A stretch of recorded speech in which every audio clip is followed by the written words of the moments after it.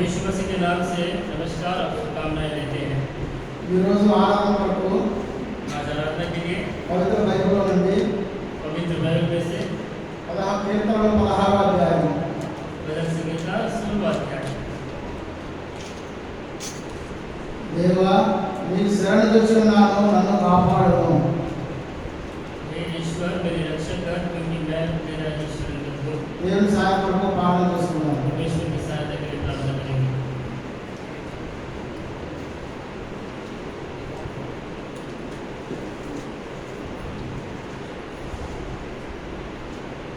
ముఖ్యంగా ప్రేమించిన మా ప్రియ పరలోక తండ్రి,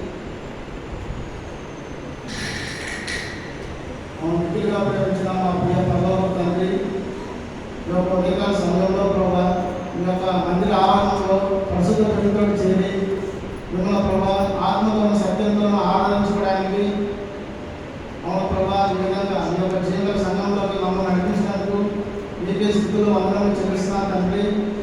అవును ప్రభా ఈరోజు ఆరాధన వరకు ఎంతమంది అయితే మీ యొక్క పరిశుద్ధ బిడ్డలు క్రమానికి వచ్చిన సమయానికి వచ్చినారో వాళ్ళందరికీ ప్రభా వందనం చెల్లిస్తున్నాను తండ్రి. ఇంకా ప్రభా మార్గంలో ఉన్న వాళ్ళందరినీ ప్రభా మీ యొక్క సకాలంలో వారు మీ యొక్క మందిరంలో చేరి మిమ్మల్ని ప్రభా నిన్న వాక్యం ద్వారా ప్రభా ఆత్మతో సత్యంతో ఆరాధించుకోవడానికి వారికి మంచి యొక్క దృష్టిని దయచేయండి ప్రభా. వారి హృదయాలను ప్రభా తెరవండి. ప్రతి ఒక్కరు వచ్చిన వారందరూ తప్పకుండా దేవుడిని ఆరాధించుకోవడానికి సాయం చేయండి ప్రభా.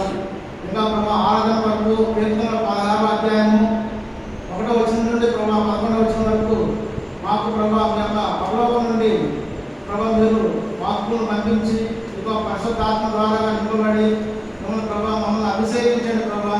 నన్ను ప్రభా నన్మ చేసిన దాసును కూడా ప్రభా మమ్మల్ని ప్రభా ఇద్దరిని ఈ యొక్క సిలువ చట్టం అర్థం చేసుకొని మమ్మల్ని అభిషేకించి ఈ యొక్క మాటలే మేము ప్రభా చెప్పేవారిగాను మా యొక్క సొంత మాటలు కాకుండా మమ్మల్ని ప్రభా అభిషేకించుకుని అడుగుతున్నాను తండ్రి. అవును ప్రభా ఇంకా ప్రభా వాక్య పరిచయం అంతట్లో ప్రభా మీరు మాకు తోడుగా ఉండమని మీ యొక్క సాయం లేని మేము ఏం చేయలేమని ప్రభా అడుగుతూ ఈ యొక్క చిన్న పాప యేసుక్రీస్తు వారి ప్రసిద్ధ నామాలు అడిగి పడుతున్నాను తండ్రి.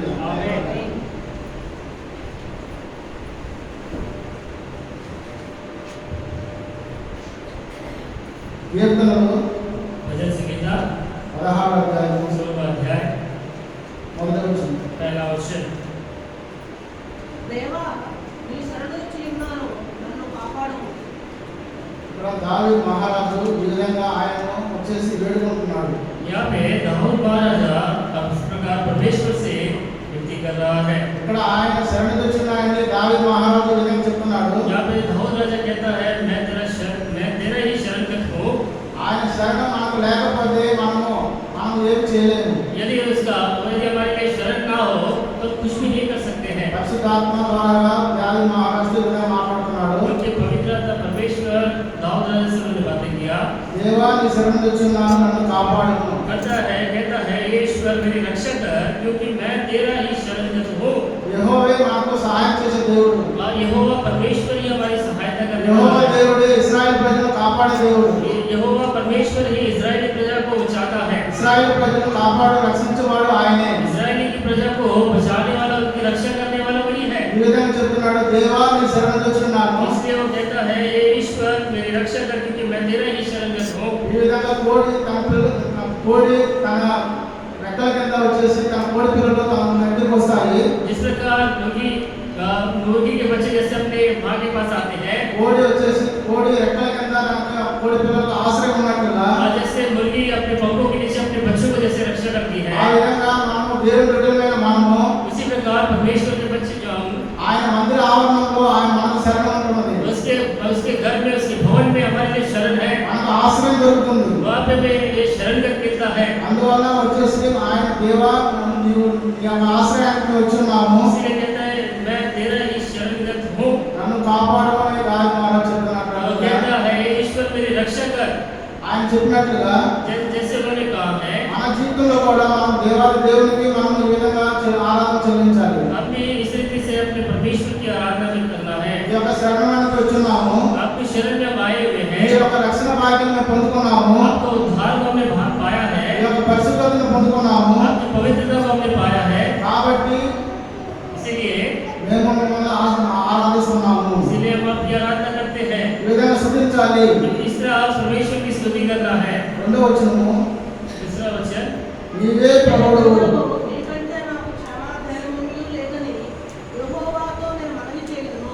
మనం ప్రభు యేసుక్రీస్తు వారిని हम अपने प्रभु यीशु मसीह को ప్రభువు అని మనం కొనియాడుతున్నాము. हम हमारा प्रभु है करके हम उसकी बड़ाई करते ఆయన हैं। మనకు రాజుగా ఉంటున్నాడు, वो हमारा राजा है, అందుకు ఆయన మనం కొనియాడుతున్నాము. इसलिए हम उसकी बड़ाई करते हैं ఆయనలో మనకు కృప ఉంటున్నది, और उसमें हमें कृपा मिलती है ఆయనలో మనకు క్షేమాధారం దొరుకుతుంది. और उसमें हमें भलाई मिलती है। నీవే ప్రభువు, నీకంటే నాకు క్షేమాధారం లేదని యెహోవాతో నేను మనవి చేయుదును. मैंने परमेश्वर से कहा, तू ही मेरा प्रभु है और तेरे सिवा मेरी भलाई कहीं नहीं। ఇక్కడ దావీదు మహారాజు చెప్తున్నాడు, दाऊद राजा कहता है, నీవే దేవుడు, तू ही परमेश्वर నీ प्रभु దగ్గరే है నాకు కృప దొరుకుతుంది, और तेरे सिवा तेरे द्वारा मुझे भलाई मिलती నీ है దగ్గరే నాకు క్షేమాధారం దొరుకుతుంది. और तेरे सिवा में मुझे भलाई नहीं मिलती, నీవు తప్ప నాకు ఏ మనవి చేసి దేవుడు లేడు क्योंकि मैंने परमेश्वर ने कहा, तू ही मेरा प्रभु है। లేదని యెహోవాతో నేను మనవి చేయుదును. क्योंकि मैं यहोवा से मैं विनती करता हूँ, మీరే నాకు దేవుడుగా ఉంటున్నారు. आप ही मेरे प्रभु है। కీర్తనలు भजन संगीता 27:8. 27 का 27वां अध्याय 8वां वचन, యెహోవా తన చిన్నులకు ఆశ్రయము, ఆయన తన అభిషేకునికి రక్షణ దుర్గము. నా సన్నిధి వెలుపల నీకు సెలవీయగా, యెహోవా నీ సన్నిధి నేను వెలుపలని నా హృదయము నీతో అనెను. అక్కడ ఆయన చెప్తున్నాడు, నా సన్నిధి వెలుపడని నీవు సెలవీయగా, उन्होंने कहा, मेरे दर्शन के खोजी हो। యెహోవా నీ సన్నిధి నేను వెతికెదని. ये यहोवा तेरे दर्शन का खोजी मैंने ढूंढा है నా హృదయం నీతో అనెను. और मेरा मन तुझसे कहता है। ఆయన హృదయం ఈ విధంగా చెప్తుంది, నువ్వు నా సన్నిధికి యెహోవా సన్నిధి వెలుపడని. तूने कहा है, मेरे दर्शन के खोजी को, इसलिए मेरा मन तुझसे कहता है। ఆయన సన్నిధిలోనే మనకు క్షేమం దొరుకుతుంది. उसके उसके उसके उसके भवन में ही हमें भलाई मिलती है ఆయన సన్నిధిలోనే మనకు కృప కూడా దొరుకుతుంది. और उसके भवन में हमें कृपा मिलती है ఆయన సన్నిధిలో మనకు ఆనందం కూడా కలుగుతుంది. और उसके भवन में हमें आनंद मिलता है। కీర్తనలో 81 भजन संगीता 81 ఒకటో వచనము, पहला वचन,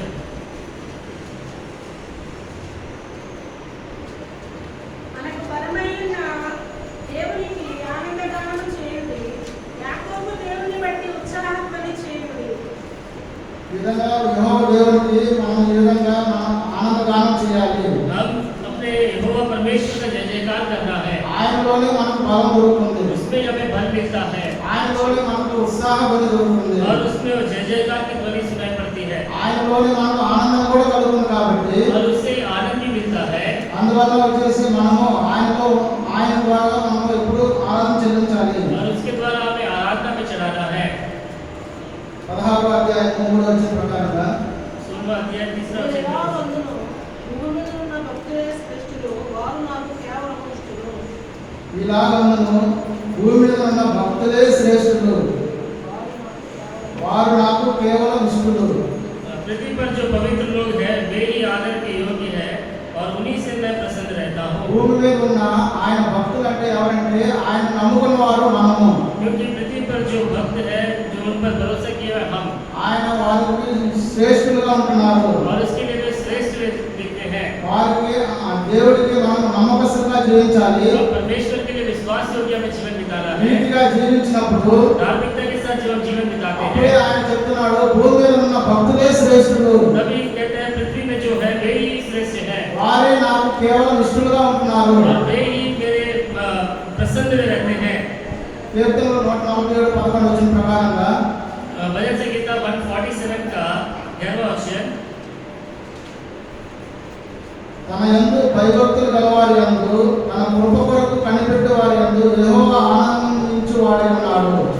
यहोवा अपने ढरवयों से ही प्रसन्न होता है, अर्थात उनसे जो उसकी करुणा की आशा लगाए रहते हैं। భూమి మీద ఉన్న భక్తులు ఏం చేస్తున్నారు? और पृथ्वी पर जो भक्त हैं वे क्या करते हैं? వారు వచ్చేసి తన యందు భయభక్తులు గలవారి యందు और उसमें उसके अंदर जो भयभक्ति से है, తన కృప కొరకు కనిపెట్టు వారి యందు उसकी करुणा की जो आशा लगाए रहते हैं, యెహోవా ఆనందిస్తున్నాడు. यहोवा परमेश्वर आनंदित होता है। యెహోవా ఆయన భక్తుల మీద ఎప్పుడు ఆనందిస్తూ ఉంటున్నాడు. यहोवा परमेश्वर अपने भक्त కీర్తన 149:4. भजन संहिता 149:4. యెహోవా తన ప్రజలందరూ ప్రీతిగలవాడు. యెహోవా తన ప్రజలందు ప్రీతిగలవాడు. ఆయన దీనులను రక్షణతో అలంకరించును. ఆయన భక్తులను ఏ విధంగా అలంకరిస్తున్నాడు దేవుడు? परमेश्वर अपने भक्तों को किस तरह अलंकार करता है? యెహోవా తన ప్రజలందు ప్రీతి గలవాడు.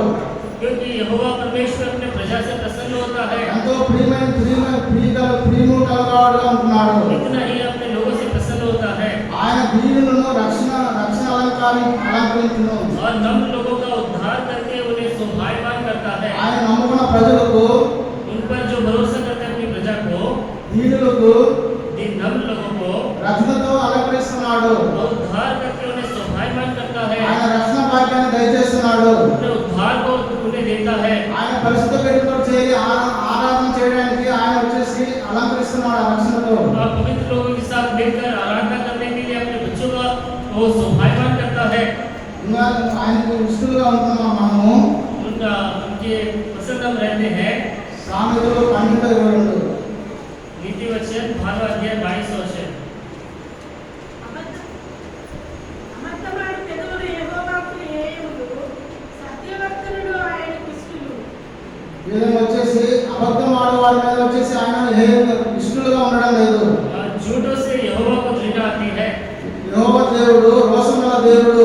क्योंकि यहोवा जो परमेश्वर है वो जलन करने वाला परमेश्वर है। చిన్న చిన్న వాటికి విషయాలకి మనము అబద్ధాలు మాట్లాడే వాళ్ళు ఉంటున్నాము. क्योंकि हम छोटी छोटी बातों में झूठ बोलने वाले लोग हैं। అబద్ధం ఆడే పెదవులు యెహోవాకు హేయములు. जो झूठ बोलने वाले झूठ बोलते हैं यहोवा को उनसे घृणा आती है, ఆయనకు ఇష్టమే లేదు. उनको पसंद ही नहीं है। సత్యవర్తనుడు ఆయనకు ఇష్టడు.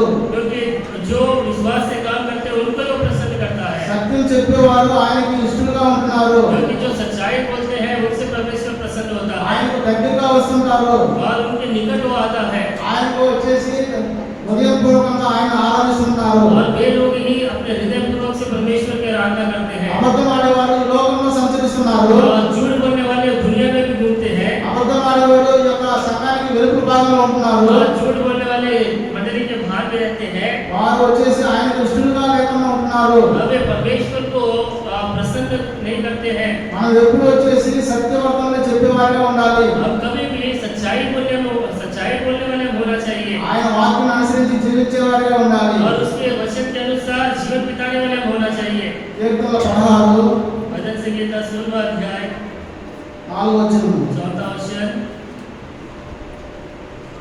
యెహోవాను విడిచి వేరొకరిని అనుసరించి వారికి శ్రమలు విస్తరించును.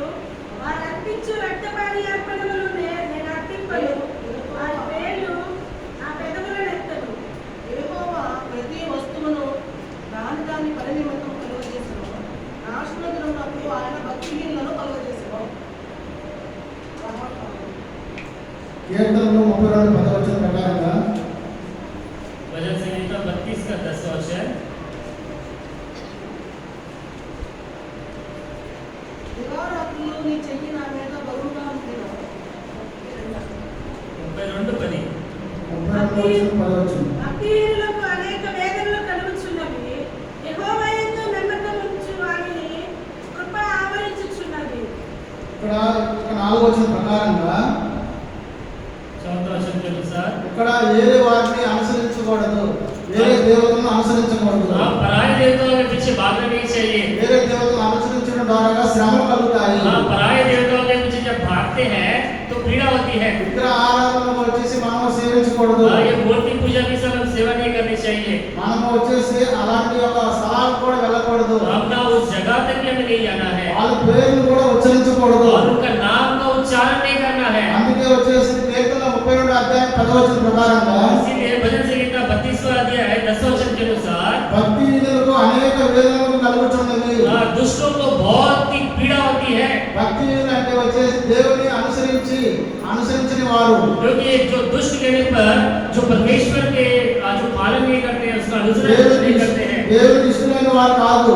जो परमेश्वर को जो नहीं पाते हैं, దేవునికి శ్రేష్ఠమైన వారు కాదు. जो परमेश्वर जिनसे प्रसन्न नहीं होता है, వారికి అనేక వేదనలు కలుగుతున్నవి. और ऐसे लोगों को बहुत सारे पीड़ाएं होती है। యెహోవా యందు నమ్మించు వారిని కృప ఆవరించుచున్నది. और जो यहोवा पर भरोसा रखते हैं उन पर करुणा घिरा रहता है। మనం ఎప్పుడూ నిత్యం వచ్చేసి ఆయన మీద నమ్మకం ఉంచాలి. हम सदा उसके ऊपर ही हमें भरोसा रखना है। ఆయన దాసులమైన ఆయన భక్తులమైన మనము उनके जो भक्त जो हम ఆయన మీద నమ్మకం ఉంచుకొని और उसके ऊपर भरोसा रखकर మనం ముందుకు సాగాలి. हमें आगे बढ़ते हुए रहना అప్పుడు है। ఆయన కృప మన మీద ఆవరించుకుంటున్నది. तब उसकी जो करुणा है हमारे ऊपर घिरा रहता है।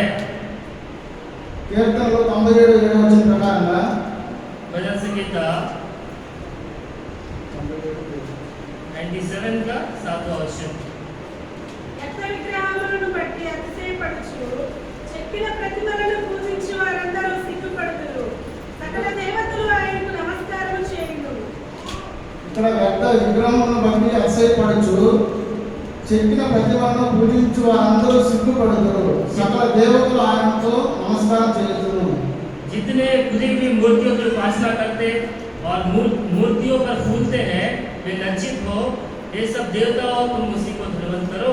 వ్యర్థ విగ్రహములను బట్టి అతిశయపడకూడదు. क्योंकि जो खुदी हुई मूर्तियों के ऊपर हमें घमंड नहीं करना है। అవి కన్నుండి చూడవు, वहाँ को अगर देखते नहीं है అవి నోరుండి మాట్లాడవు, और उनके मुंह होने पर भी बोल नहीं पाते हैं, కాళ్ళు నుండి వచ్చేసి నడవలేవు. उनके पैर होने पर भी चल नहीं पाते हैं। వాటిని వేరే ఒక మానవుడు మటుకు అక్కడి నుంచి ఎక్కడికి కదిలించాలి. क्योंकि एक मनुष्य उसको यहाँ से लेकर वहाँ ले जाना पड़ता है। అలాంటి విగ్రహం మీద మనం మనసు ఉంచకూడదు. क्योंकि ऐसे मूर्तियों के ऊपर अपना मन नहीं लगाना चाहिए అసలు కూడా పడకూడదు. और उसके ऊपर हमें कोई घमंड नहीं करना है। శక్తిని ప్రతిమలు పూజించే వారందరూ సిగ్గుపడుతున్నారు. क्योंकि जो भी मूर्तियों को पूजा करते हैं उसके ऊपर फूलते हैं वे लज्जित होंगे। వాళ్ళ మీద మనం ఏదైనా చెక్కిన పటాన్ని మనం చెక్కిన విగ్రహాన్ని మనం పూజించిన వారైతే क्योंकि जो मूर्ति को जो बनाते हैं यदि उससे पूछते हैं వాళ్ళు వచ్చేసి సిగ్గుపడే వారు అనుకున్నారు వాళ్ళు. क्योंकि वैसे लोग लज्जित होंगे సకల దేవతలు ఆయనకు నమస్కారం చేయను. और सारे देवताएं उसी की उपासना करती है। వచ్చే సకల దేవతలు అంటే అవి కూడా అనేక మంది దేవతలు దేవుళ్ళు అనే పేరు పెట్టుకునే వారందరూ కూడా जो सारे देवताएं पर जो भी देवता के नाम जो रखते हैं వారందరూ కూడా యెహోవా దేవునికి నమస్కారం చేయాలి. और वे भी यहोवा परमेश्वर को धन्यवाद करना है। ఆయన ఒక్కడే దేవుడు. क्योंकि वो एक ही परमेश्वर है। నిన్న నేడు రేపు ఆ యుగంలో సజీవుడిగా ఉండే దేవుడు. क्योंकि आज कल और युगानियों में एक से रहने वाला परमेश्वर और जीवित परमेश्वर है ఆయనకే నమస్కారం చేయాలి. और केवल उसी को हमें धन्यवाद करना है। కీర్తన 16:5 ప్రకారంగా भजन संगीता 16वां अध्याय 5वां वचन के अनुसार యెహోవా నా స్వాస్థ్య భాగము, నా పానీయ భాగము, నీవే నా భాగమును కాపాడుచున్నావు. యెహోవా నా స్వాస్థ్య భాగము నా పానీయ భాగము నీవే నా భాగము కాపాడుచున్నావు. 5वां वचन यहोवा मेरा भाग और मेरे कटोरे का हिस्सा है, मेरे भाग को तू स्थिर करता है। యెహోవా దేవుడే మన భాగంగా ఉంటున్నాడు. यहोवा ही हमारा भाग है ఆయన వచ్చేసి మనకు దేవాది దేవుడుగా ఉంటున్నాడు. और वही हमारा परमेश्वर का परमेश्वर है। కీర్తనలో 73:26 ప్రకారంగా भजन संगीता 73:26 నా శరీరము నా హృదయము పీడించిపోయినను దేవుడు నిత్యము నా హృదయమునకు ఆశ్రయదుర్గమును స్వాస్థ్యములై ఉన్నాడు. నా శరీరము నా హృదయము క్షీణించిపోయాను, దేవుడు నిత్యము నా హృదయముకు ఆశ్రయ దుర్గమును స్వాస్థ్యమై ఉన్నాడు. मेरा हृदय और मन दोनों हार गए हैं, परंतु परमेश्वर सर्वदा के लिए मेरा भाग और मेरे हृदय की चट्टान बना है। దేవుడు వచ్చేసి నిత్యము నా హృదయముకు ఆశ్రయ దుర్గమునై స్వాస్థ్యమై ఉన్నాడు. क्योंकि यहोवा परमेश्वर सदा के लिए मेरा भाग और मेरे हृदय की चट्टान बना है ఆయనే మన హృదయానికి వచ్చేసి స్వాస్థ్యంగా ఉన్నాడు, और वही हमारे हृदय के लिए भाग है ఆశ్రయ దుర్గంగా ఉన్నాడు. और वो हमारे हृदय की चट्टान भी है। అలాంటి దేవుణ్ణి ऐसे परमेश्वर को మనము మన యొక్క స్వాస్థ్య భాగంగా ఉన్నాడు కాబట్టి क्योंकि हमारा परमेश्वर हमारे लिए भाग है, इसलिए ఆయన సొంత జనంగా మనం ఉన్నాం కాబట్టి और उसकी निज प्रजा हम है, इसलिए అందువల్ల మనము ఆయన ప్రజలమైన మనము దేవుని తప్పకుండా ఆరాధించాలి. इसकी प्रजा जो हम है जरूर हम उसकी आराधना में करना है। ఇర్మియా 10:16 यिर्मयाह की किताब 10वां अध्याय 16वां वचन యాకోబునకు శ్వాసమొకవాడు వాటివంటి వాడు కాడు, ఆయన సమస్తమును నిర్మించువాడు. ఇశ్రాయేలు ఆయనకు శ్వాసముగా ఉన్న గోత్రము, సైన్యములకు యెహోవా అని ఆయనకు పేరు. ఆయన వచ్చేసి ఆయన మన స్వాస్థ్యంగా ఉన్నాడు కాబట్టి वो हमारा निष्भाग है इसलिए అందువల్ల ఆయన దేవుని పేరు యెహోవా అని ఆయన పేరు. क्योंकि उसका नाम क्या है, यहोवा उसका नाम है। యాకోబుకు స్వాస్థ్యమగు వాడు అటువంటి వాడు కాదు. क्योंकि याकूब का निष्भाग उनके समान नहीं है, ఆయన సమస్తము నిర్మించిన వాడు. क्योंकि उन्होंने सबका सृजनहार है। యెహోవా దేవుడు సమస్తము నిర్మించిన వాడు. यहोवा परमेश्वर सबका वो सृजनहार है। ఇశ్రాయేలు ఆయనకు స్వాస్థ్యంగా ఉన్న గోత్రము. और इस्राएल उसके निष्भाग का गोत्र है, ఇశ్రాయేలు అంటే ఆయన స్వాస్థ్యం మనము. क्योंकि इस्राएल का निष्भाग हम हैं। ఆయన పేరు సైన్యముల అధిపతి యెహోవా అని ఆయన పేరు. और सेनाओं का यहोवा उसका नाम है। కీర్తనలు 16 भजन संहिता 16वां अध्याय 6వ వచనం. 6वां वचन। మనోహర స్థలములలో నాకు పాలు ప్రాప్తించును, శ్రేష్టమైన స్వాస్థ్యము నాకు కలిగెను. మనోహర స్థలంలో నాకు పాలు ప్రాప్తించును, శ్రేష్టమైన స్వాస్థ్యం నాకు కలిగెను. मेरे लिए माप की डोरी मन भावने स्थान में पड़ी, मेरा भाग मन भावना है। మనోహర స్థలంలో అంటే ఆయన వచ్చేసి పరలోకము అనే ఒక స్థలంగా ఉంటున్నది. क्योंकि मन भावने स्थान कहने पर से स्वर्ग भी कहा जाता है। శ్రేష్టమైన స్వాస్థ్యం అంటే మనము అక్కడ నివసించే వారము. क्योंकि मेरा भाग मन भावना है, क्योंकि हम निवास करेंगे। ఆయన ప్రజలమైన మనము उसके प्रजा जो हम, ఇప్పుడు పాడిన పాటలు వచ్చేసి जैसे हम गीत की हम गाए हैं 134 వచ్చేసి అక్కడ 5వ వచనం ప్రకారంలో భూమి నుండి శ్రేష్ట ఫలమగును.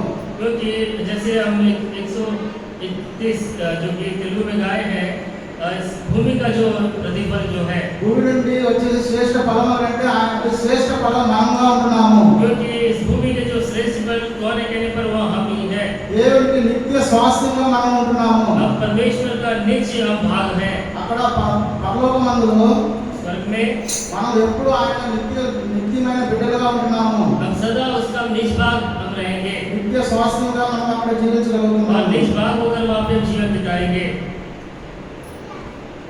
ప్రకటన 3:21-22 प्रकाशित वाक्य 3रा अध्याय 21 और 22 वचन। ప్రకటన 3వ అధ్యాయము 21-22 నేను జయించి నా తండ్రితో కూడా ఆయన సింహాసనమునందు కూర్చుని ఉన్న ప్రకారము జయించు వారిని నాతో కూడా ఆ సింహాసనమునందు కూర్చుండనిచ్చెదను. సంగములతో ఆత్మ చెప్పుచున్న మాట చెవిగలవాడు వినుగాక. ప్రభువైన యేసుక్రీస్తు వారు దేవుడికి స్వాస్థ్యంగా ఉన్నాడు. क्योंकि प्रभु यीशु मसीह परमेश्वर के लिए निष्भाग है, తండ్రి అయిన దేవుడికి స్వాస్థ్యంగా ఉన్నాడు. और पिता परमेश्वर का भाग है। ఇక్కడ నేను జయించి నా తండ్రితో కూడా ఆయన సింహాసనంలో కూర్చుని ఉన్న ప్రకారము जो जय पाया मैं उसे अपने साथ अपने सिंहासन पर बैठाऊंगा, జయించిన వారిని నాతో కూడా సింహాసనంలో కూర్చొని పెడతాను. क्योंकि जो जय पाया मैं अपने साथ सिंहासन पर उन्हें बैठाऊंगा। ఈ యొక్క లోకంలో భక్తులైన మనము इस दुनिया में जो भक्त जो మనము జయించే వారిగా, దేవునికి కొనియాడే వారిగా, ఆరాధించే వారిగా ఉండాలి. क्योंकि हम जय पाने वाले, बढ़ाई करने वाले, उसकी आराधना करने वाले होना चाहिए। అప్పుడే నిత్య స్వాస్థ్యంగా ఆయన అందరూ ఉంటున్నాము, అప్పుడు కూర్చోగలము. तभी हम उसका जो स्वास्थ्य भाग होकर हम रहेंगे, वहाँ बैठ सकेंगे। సంఘములతో ఆత్మ చెప్పుచున్న మాట చెవిగలవాడు వినును గాక. और जिसके कान हो वो सुन ले। చాలా మంది వచ్చేసి వింటారు కానీ అనుసరించరు. क्योंकि कई लोग सुनते हैं पर उसका अनुसरण नहीं करते हैं। దాని దేవుని వాక్యము ప్రతి మాటను అనుసరించి జీవించాలి. क्योंकि परमेश्वर के वचन को सुनना है और उसका पालन भी करना है। కీర్తనలు 16 भजन संहिता 16वां अध्याय 7వ వచనం. 7वां वचन। నాకు ఆలోచనకర్తయైన యెహోవాను స్తుతించెదను. రాత్రి గడియలలో నా అంతరింద్రియము నాకు బోధించుచున్నది. మనకు ఆలోచన కర్తయైన యెహోవాను స్తుతించాలి. क्योंकि जो हमें सम्मति देता है यहोवा परमेश्वर को धन्य कहना है। మన పక్కన మనకు నీడగా ఉండి ఆయన ఆలోచన చెప్తూ ఉంటున్నాడు. क्योंकि हमारे बगल हमारी छाया बनकर हमें सम्मति देता है। మన కుడి పార్శ్వమందు కూర్చొని ఉన్నాడు. क्योंकि हमारे दाहिने ओर बैठा हुआ है। ఆయన మన కుడి చేతిని పట్టుకొని మనం నడిపిస్తున్నాడు. हमारे दाहिने हाथ पकड़कर हमें चलाता है। ఉదాహరణకు उदाहरण के लिए ఈ యొక్క లోకంలో తండ్రి इस दुनिया में पिता తన కుమారుని చిన్న బాలుడిని వచ్చేసి పట్టుకొని నడిపించినప్పుడు जैसे अपना पिता बालक को जैसे हाथ पकड़कर चलाता है, ఆ కుమారుడు ఎంతో ధైర్యంగా ఉంటున్నాడు. तो बेटा कितनी हिम्मत से रहता है। మా నాన్న పక్కన ఉన్నాడు కాబట్టి కాబట్టి क्योंकि मेरा मेरा पिताजी मेरे बगल में है, నాకు ఆలోచన చెప్తున్నాడు కాబట్టి मुझे समझ ही देता है, इसलिए నాకు ఎలాంటి వచ్చేసి అధైర్యం లేదు. मुझे कोई डर नहीं है. వచ్చేసి అలాంటి మన తండ్రి అయిన దేవాది దేవుడు उसी प्रकार हमारा पिता परमेश्वर మనకు నిత్యము ఆలోచన చెప్పే కర్తగా ఉంటున్నాడు. हमें सदा और समझ देने वाला परमेश्वर है, రాత్రి గడియల్లో నా అంతరింద్రియము నాకు బోధించుచున్నది. क्योंकि मेरा मन भी रात में मुझे शिक्षा देता है. ఇక్కడ దావీదు రాజు తన అనుభవం పూర్తిగా చెప్తున్నాడు. दाऊद राजा अपने अनुभव को पूरी तरह से कहता है, ఆయన వచ్చేసి మాటను ఆయన వచ్చేసి ఎంతో తేటగా ఆయన అనుసరించేవాడు. क्योंकि उनकी बातों का उसका अनुसरण वो करते हुए आ रहा था. ఆయన వచ్చేసి రాత్రి కాలంలో ఆయన మాటలను నెమవేసుకుంటూ ఉండేవాడు. और रात में वो मुझे शिक्षा देता है और उसे स्मरण करता रहता है. అది రాత్రి గడియల్లో వచ్చేసి మనం నిద్ర పడినప్పుడు जब रात के समय जब नींद आती है, స్థితి చేయాలి. परमेश्वर की स्तुति करना ఆయన है, మాటను జ్ఞాపకం చేసుకోవాలి. अपनी बातों को याद करना है, దాని అనుసారంగా మనము స్థుతి చెల్లిస్తూ ఉండాలి. उसके अनुसरण उसकी हम स्तुति करते रहना चाहिए. అలాగే ఇక్కడ రాత్రి అందరి ఇక్కడ నా ఆలోచన రాత్రి గడియల్లో నా అంతరింద్రియం నాకు బోధించుచున్నది. वरन मेरा मन भी रात में मुझे शिक्षा देता है. కీర్తనలు 119:55 ప్రకారంగా भजन संहिता 119 55 क्वेश्चन,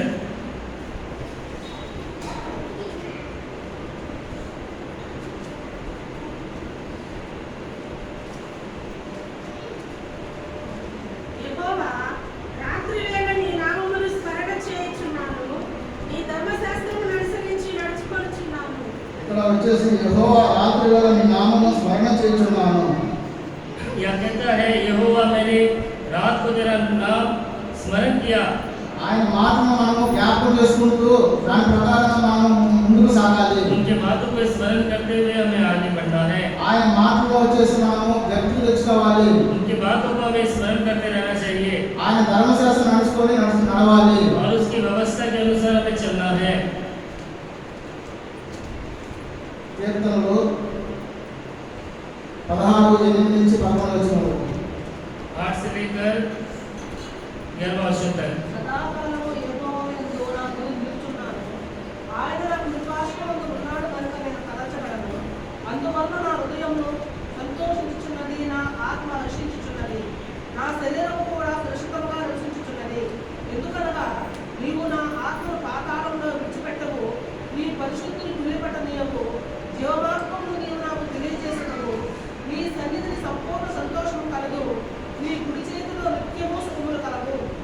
సదాకాలం యెహోవాయందే మన గురి నిలుపుచున్నాను. क्योंकि सदा हमारा जो सम्मुख है यहोवा पर रखते हैं. మన యొక్క తలము మన యొక్క ఆలోచన అన్ని కూడా వచ్చేసి ఆయనకు వచ్చేసి ఉండాలి. ఆయనకు నేరుగా ఉండాలి. हमारे जो विचार हमारे जो सोच है परमेश्वर की ओर होनी चाहिए. ఆయన ఎందే మన గురి ఉండాలి. हमारा जो निरंतर उसके ऊपर ही रहना चाहिए. ఎబ్రిల్ రాసిన పత్రిక 12:1-2 ప్రకారం इब्रानियों की पत्री 12वां अध्याय पहले 2 वचन.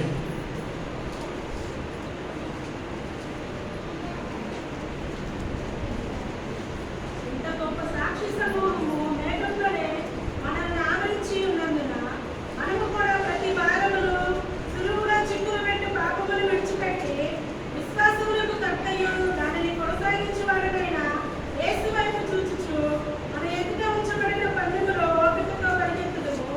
ఆయన తన ఎదుట ఉంచబడిన ఆనందము కొరకై అవమానమును నిర్లక్ష్యపెట్టి సిలువను సహించి దేవుని సింహాసనం యొక్క కుడిపార్శ్వమున ఆసీనుడై ఉన్నాడు. ఈ విధంగా ఇక్కడ వచ్చేసి మనతో కూడా ప్రతి వారము సులువుగా చిక్కులు పెట్టి పాపం విడిచిపెట్టి लिखेगा उलझाने वाले पाप को दूर करके విశ్వాసం కర్త అయిన దేవాది యేసు ప్రభువును గురి చూసుకొని विश्वास से करता प्रभु यीशु मसीह को देखते हुए మన యేసు వైపు చూచుచు यीशु की ओर ताकते हुए మన ఎదుట ఉంచబడిన పందెములో ఓపికతో పరిగెత్తుదము. और जो दौड़ हमारे सामने है धीरज के साथ हम दौड़ेंगे. మనం వచ్చేసి మన గురి మన పరలోకం మన యొక్క పౌర స్థితి పరలోకంలో ఉన్నది. हमारा जो स्वदेश स्वर्ग में है దాని వరకే మన యొక్క గురి ఉండాలి. और उसके ऊपर ही हमारा निशाना होना चाहिए. నిత్యము ఆయన యొక్క గురిలో మనం ముందుకు సాగుతూ ఉండాలి. और सदा उस निशाने की ओर ही हमें दौड़ना चाहिए. ఇక్కడ 16వ కీర్తనలో మొదటి అధ్యాయం ప్రకారంగా 16वां भजन संहिता 16वां अध्याय पहला वचन के अनुसार దేవా నీ శరణు వచ్చిన నన్ను కాపాడుము. ये ईश्वर मेरी रक्षा कर, क्योंकि मैं तेरा ही शरणगत हूँ. ఆయన మనకు మనకు శరణంగా ఉన్నాడు కాబట్టి, परमेश्वर हमारे लिए शरणगत है, ఆయన మనకు రక్షణ భాగ్యం దయచేస్తున్నాడు కాబట్టి, उन्होंने हमें उद्धार दिया है। इसलिए ఎంతమంది అయితే ఆయన యొక్క దేవుని బిడ్డలుగా మనం జీవిస్తున్నామో, जितने भी परमेश्वर के जो बच्चे हैं, వచ్చిన వారందరూ వచ్చేసి ఆయన మనం కాపాడున్నాడు కాబట్టి, क्योंकि आए हम जितने भी हमारी जो रक्षा करता है परमेश्वर, దాని బదులుగా వచ్చేసి మనం దేవుని ఆరాధన చెల్లించాలి. इस बदले में परमेश्वर की आराधना में चढ़ाना है। తప్పకుండా వచ్చిన వారందరూ ఆత్మలో సత్యంతో ఆరాధన చేసుకుందాం. आए वाले आप सभी आत्मा और सच्चाई के साथ परमेश्वर की आराधना करें। దేవుడి వాక్యం దీవించుకుందాం. परमेश्वर इन वचनों को आशीष करें।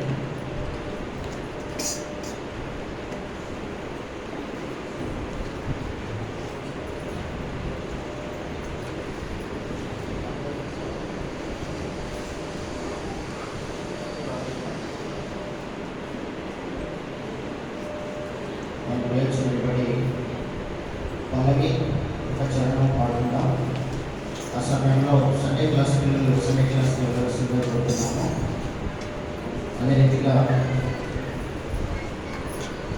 ఫస్ట్ సండే క్లాస్ టీచర్ ఆరాధన చేసిన తర్వాత ఫ్రంట్లో ఉన్నటువంటి యంగ్ బాయ్స్ ఆరాధన చేస్తారు. ఆ తర్వాత ఒక సహోదరుడు ఒక సహోదరి ఒకరి తర్వాత ఒకరు ప్రభువుని వాక్యాన్ని దేవుడు వాక్యంతో మనం మాట్లాడారు కనుక ఆ వాక్యాన్ని అనుసరించి మనము ఆరాధించాము. పాట సంఖ్య 217, పాత పాట పుస్తకంలో 200.